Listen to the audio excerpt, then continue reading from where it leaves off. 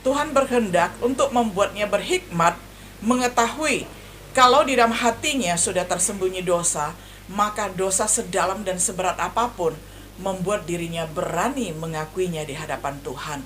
Jadi Tuhan yang memberikan hikmat kepada Daud untuk mengetahui ada dosa tersembunyi yang coba-coba dia sembunyikan dari hadapan Tuhan.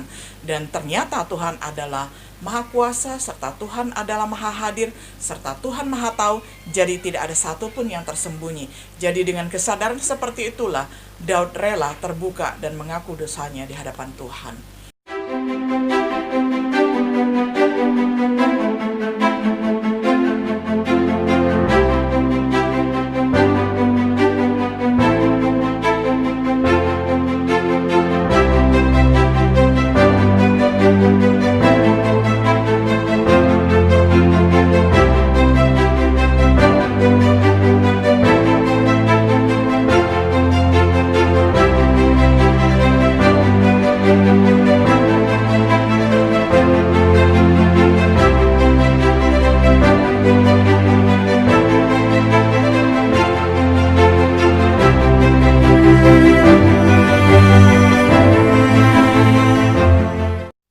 Shalom sahabat setia yang dikasih oleh Tuhan.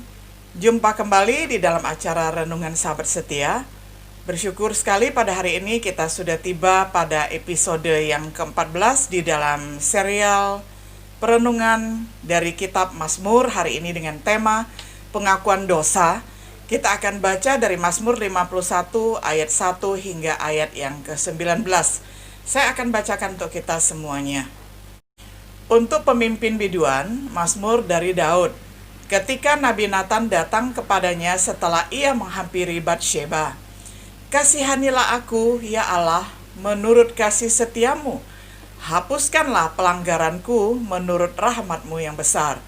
Bersihkanlah aku seluruhnya dari kesalahanku, dan tahirkanlah aku dari dosaku.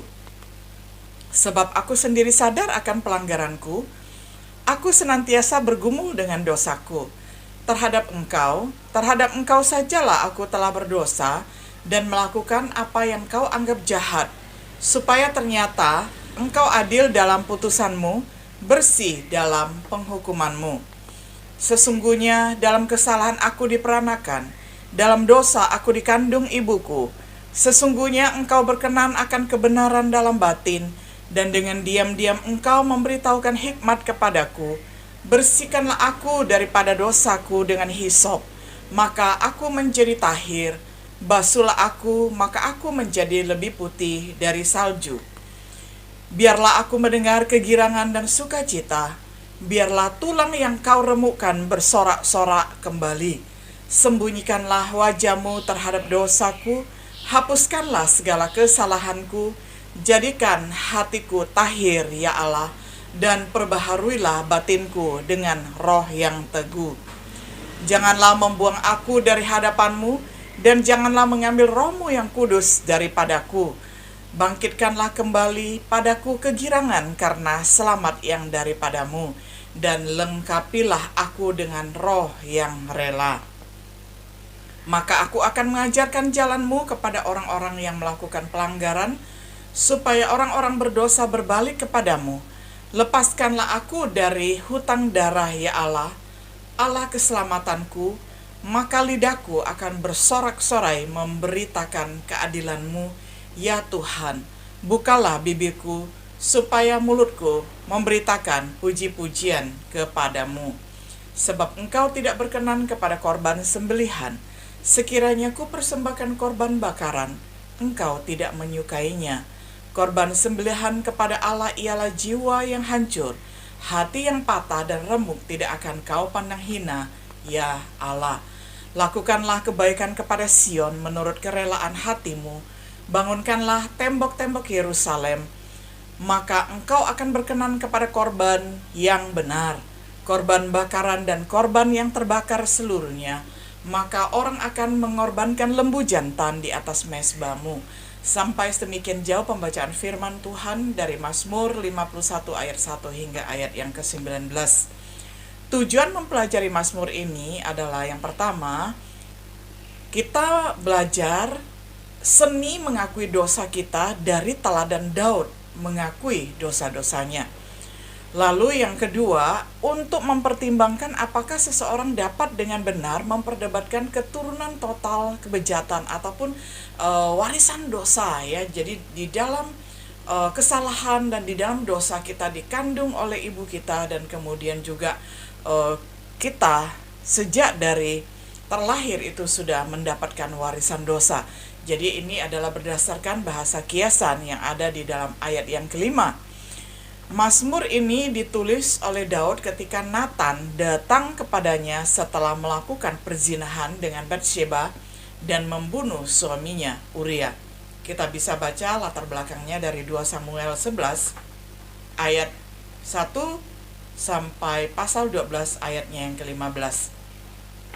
Ini adalah contoh yang luar biasa dari pertobatan, Mazmur pertobatan, yakni Mazmur yang ada di dalam Mazmur 6, 36, 130, di mana Daud mengaku dosanya dan berdoa untuk pengampunan.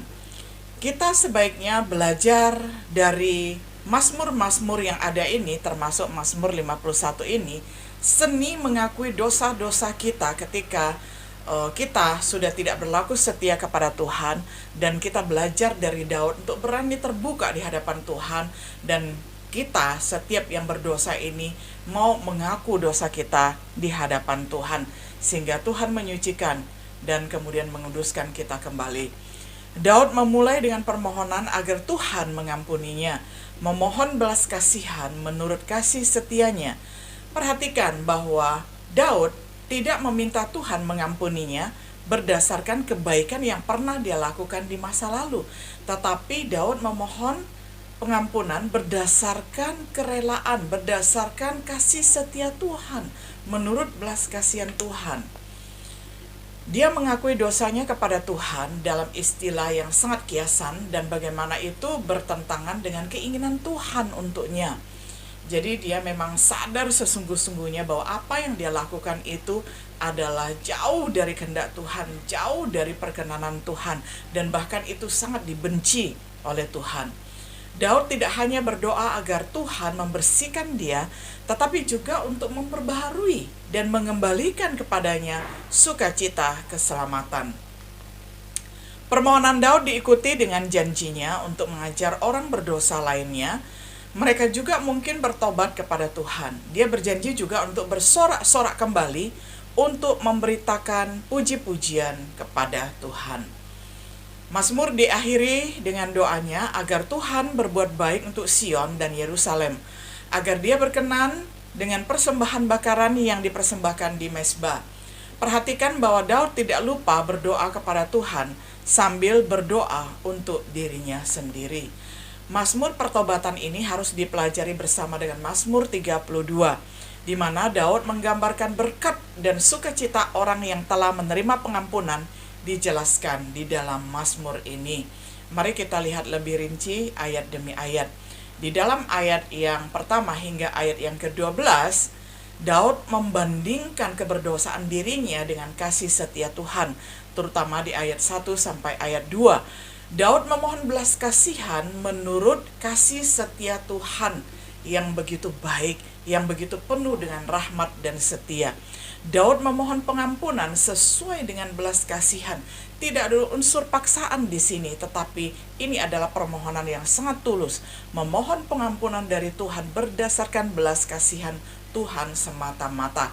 Tidak ada unsur mau meninggikan diri bahwa dia adalah seorang hamba yang pernah setia, hamba yang pernah baik, hamba yang pernah menuruti rencana dan kehendak Tuhan, dan dia tidak mengingat-ingat akan masa lalunya, tetapi ketika dia bertobat, dia sepenuhnya menyesal di hadapan Tuhan, dan kemudian dia hanya memohon belas kasihan Tuhan saja.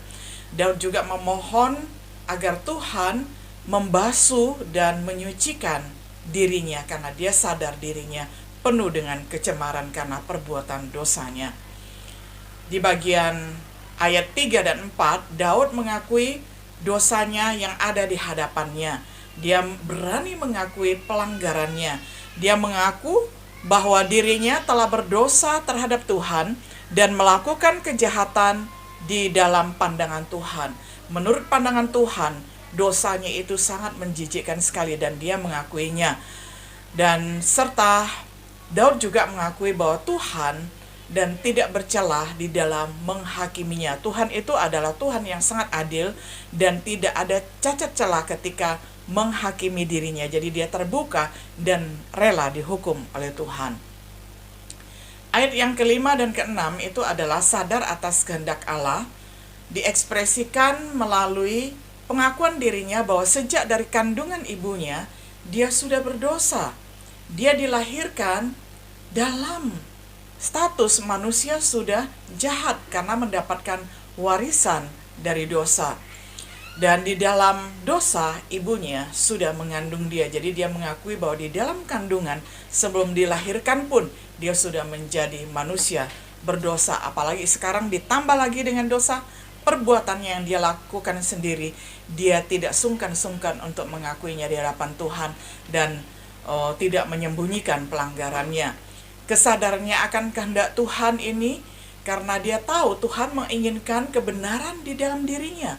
Tuhan menghendaki apa yang ada di dalam hatinya yang tersembunyi, di dalam relung jiwanya, dan di dalam perbuatannya yang pernah coba-coba disembunyikan, itu tidak dikehendaki oleh Tuhan. Tuhan berkehendak untuk membuatnya berhikmat, mengetahui kalau di dalam hatinya sudah tersembunyi dosa, maka dosa sedalam dan seberat apapun membuat dirinya berani mengakuinya di hadapan Tuhan. Jadi Tuhan yang memberikan hikmat kepada Daud untuk mengetahui ada dosa tersembunyi yang coba-coba dia sembunyikan dari hadapan Tuhan. Dan ternyata Tuhan adalah Maha Kuasa, serta Tuhan adalah Maha Hadir, serta Tuhan Maha Tahu, jadi tidak ada satupun yang tersembunyi. Jadi dengan kesadaran seperti itulah Daud rela terbuka dan mengaku dosanya di hadapan Tuhan. Kemudian di ayat yang ke-7 sampai yang ke-12 itu adalah doa untuk pengampunan dan pemulihan. Daud berdoa untuk pengampunan agar Tuhan membersihkan dirinya dengan hisop, agar dia menjadi tahir, agar dirinya ini seperti kotoran yang akhirnya sudah dibersihkan dengan air dan dengan hisop. Basuh itu artinya adalah seperti mandi dari kepala sampai kaki itu dibersihkan semuanya agar dia lebih putih daripada salju. Dan dia juga memohon agar Tuhan menyembunyikan wajahnya dari dosanya. Jadi Daud sangat memohon agar Tuhan tidak memperhitungkan dosa-dosanya dan menghitung-hitung dosanya satu persatu. Dia berdoa untuk pemulihan agar Tuhan membuat dirinya itu didengar. Jadi dia memohon Tuhan mendengar dirinya, dan akhirnya dia akan bersorak dan dia akan bergirang kembali seperti dahulu. Dia akan bersukacita kembali seperti sebelum dia berdosa. Dia akan bersukacita kembali walaupun tulang-tulangnya sempat remuk redam karena ditekan ketika dia masih menyembunyikan dosanya. Dia ingin menjadikan hatinya tahir dengan pertolongan dari Tuhan, sehingga dia akan bangkit kembali di dalam sukacitanya, memuji-muji kebesaran Tuhan. Dan dia memohon agar Tuhan tidak membuang dirinya dari hadapannya. Dan juga Daud memohon agar Tuhan yang Maha Kasih tidak mengambil roh Tuhan yang kudus darinya, sehingga dia tidak mati. Dan dia memohon agar Tuhan mengembalikan kepadanya sukacita keselamatannya yang telah dia peroleh berpuluh-puluh tahun yang lalu. Dan dia menjunjung tinggi dengan roh Tuhan yang ada di dalam hatinya itu, yang Tuhan berikan dengan murah hati, yang Tuhan berikan dengan sukacita, sehingga dia menjunjung tinggi roh Tuhan di dalam hidupnya dan di dalam hatinya. Bagian yang kedua ada di dalam ayat yang ke-13 sampai 17, itu adalah janji Daud. Berisi tentang janji Daud. Daud berjanji untuk mengajar orang lain di ayat yang ke-13 setelah dia bebas dari dosa, setelah dia mendapatkan pentahiran, pengudusan, penyucian dari dosa. Dia berjanji kepada Tuhan bahwa dia akan mengajari para pelanggar-pelanggar agar mereka mau mengakui dosa-dosanya di hadapan Tuhan. Jadi Daud berjanji bahwa setelah dia mendapatkan pengampunan dari Tuhan, dia akan mengajarkan apa saja yang telah dia belajar sendiri dari Tuhan. Dan dia juga mau agar orang-orang berdosa bertobat dan kembali kepada Tuhan. Jadi ini adalah komitmennya, setelah dosanya diampuni, dia akan meminta orang-orang untuk bertobat dan mengajari orang-orang untuk bertobat agar mereka diterima kembali dan diperkenankan kembali oleh Tuhan. Bagian yang selanjutnya ayat 14-17 adalah dia berjanji untuk memberitakan puji-pujian, untuk memberitakan cinta kasih Tuhan melalui puji-pujian. Tuhan akan menyelamatkannya dan membebaskannya dari rasa bersalah serta membuka bibirnya kembali. Dia akan bernyanyi tentang kebenaran Allah dan dia akan membuka mulutnya untuk menyanyikan puji-pujian kepadanya. Jadi ini adalah janji, adalah komitmen Daud bahwa dia akan bersorak kembali, mulut bibirnya akan penuh dengan puji-pujian kepada Tuhan. Karena dia tahu apa yang disukai oleh Tuhan, dia tahu apa yang diperkenankan oleh Tuhan. Tuhan tidak menyukai korban bakaran jikalau orang itu belum bertobat. Bukan korban bakaran yang akan dia persembahkan, tetapi dia sadar bahwa jiwanya yang hancur dan hatinya yang patah, yang remuk redam, serta yang menyesal, Tuhan akan terima, Tuhan tidak akan pandang hina. Jadi korban yang akan dia persembahkan itu adalah jiwa dan hatinya sendiri yang menyesal dengan kalimat remuk redam, jiwa yang hancur, hati yang patah, hati yang menyesal. Itu sebagai korban yang akan dipersembahkan di hadapan Tuhan. Lalu yang ketiga itu adalah doa Daud, terdapat di dalam ayat 20 hingga ayatnya yang ke-21. Untuk Sion dan Yerusalem itu ada di ayat yang ke-20 bahwa Allah melakukan kebaikannya kepada Sion. Jadi ini adalah permohonan doa Daud kepada Tuhan bahwa Tuhan akan menolong umat untuk membangun kembali tembok-tembok Yerusalem dan melakukan kebaikan di Sion. Kemudian Allah akan berkenan di dalam ayat yang ke-21 dengan pengorbanan kebenaran. Jadi dengan mempersembahkan yang benar, hal yang benar itu akan dipandang oleh Tuhan. Dengan korban bakaran dan seluruh korban bakaran itu akan dibawa, mereka akan mempersembahkan lembu jantan di atas mezbahnya setelah semua mengakui bahwa Tuhan itulah adalah Tuhan yang Maha Tahu, dan setelah mereka bertobat, setelah mereka menyesali dengan dosa-dosanya, maka setelah itu mereka akan mempersembahkan korban yang terbaik.